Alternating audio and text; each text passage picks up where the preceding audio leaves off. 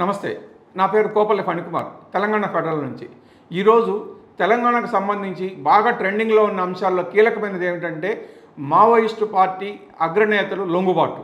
ఈరోజు మధ్యాహ్నం డీజీపీ శివధర్ రెడ్డి ముందు పార్టీ ప్రధాన కార్యదర్శి దేవ్జీ, మల్లా రాజిరెడ్డి, బడే చొక్కారావు, నూనె నరసింహారెడ్డితో పాటు సుమారుగా ఇంకొక 15-20 మంది దళ సభ్యులు లొంగిపోయారు.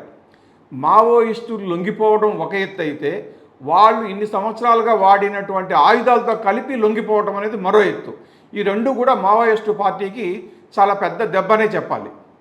ఈ విషయాన్ని పక్కన పెడితే మొత్తం మీద ఇప్పుడు మావోయిస్టులు గడచిన ఏడాదిలో దాదాపు ఒక 450 మంది ఎన్కౌంటర్లలో చనిపోయారు. సుమారుగా ఇంకొక 350-400 మంది సరెండర్ అయిపోయారు. ఈ సరెండర్ అయిపోయిన వాళ్ళు, చనిపోయిన వాళ్ళు పోగా అతి కొద్ది మంది అరెస్ట్ అయ్యారు. ఈ 3 కేటగిరీలని పక్కన పెడితే ఇంకొక కేటగిరీ కూడా ఉంది.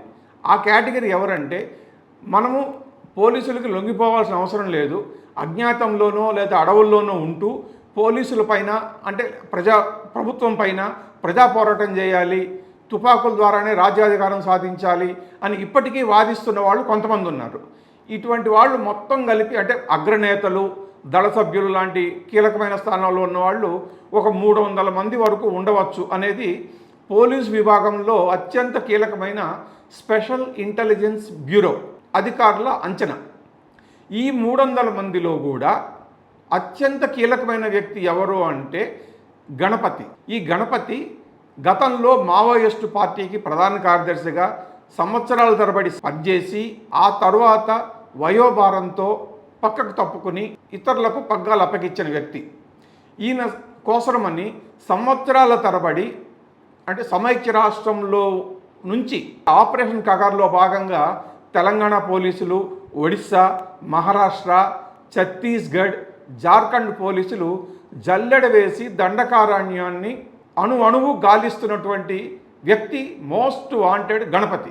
ఎస్ఐబి అంచనా ప్రకారము గణపతికి సుమారుగా 78 సంవత్సరాల వయసు. అందుబాటులో ఉన్న సమాచారం ప్రకారం గణపతి ప్రస్తుతం నేపాల్లో ఉండి చికిత్స చేయించుకుంటున్నారు అనేది సమాచారం పోలీసుల దగ్గర ఉంది.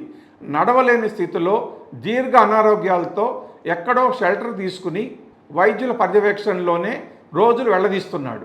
ఈ విషయము కొన్ని సంవత్సరాల పాటు నానా అవస్థలు పడిన తర్వాత స్పెషల్ ఇంటెలిజెన్స్ వాళ్ళు కూపిలాగారు. అందుకనే గణపతిని ఎట్లయినా సరే పట్టుకోవాలి లేదా లొంగిపోయేట్టుగా చెయ్యాలి.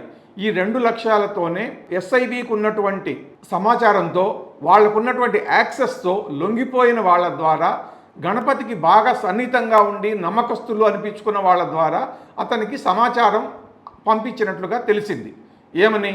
దీర్ఘ అనారోగ్యాలతో దేశం కాని దోషంలో అనవసరంగా ఇబ్బందులు పడే బదులు అదేదో పోలీసుల ముందుకు వచ్చి లొంగిపోతే ఇక్కడ ప్రభుత్వమే వైద్యానికి అవసరమైనటువంటి అన్ని సదుపాయాలు కలగజేస్తుందని, ఉత్తరోత్తర భవిష్యత్తులో జీవనోపాధికి కూడా ఏదో ఒక భరోసా ఇస్తుందని చెప్పేసి గట్టి హామీతోనే వీళ్ళు అంటే అటు గణపతికి ఇటు ప్రభుత్వము లేదా పోలీసు ఉన్నతాధికారులకు కావాల్సినటువంటి మధ్యవర్తుల ద్వారా కబురు పంపి అతన్ని ఒక రకంగా కౌన్సిలింగ్ చేస్తున్నారు అన్నటువంటి సమాచారం తెలిసింది. ఈ కౌన్సిలింగ్ ఎంతవరకు పనిచేస్తుంది, దీనికి గణపతి ఏ విధంగా రెస్పాండ్ అవుతారు అనేటువంటి చూడాలి. Thank you.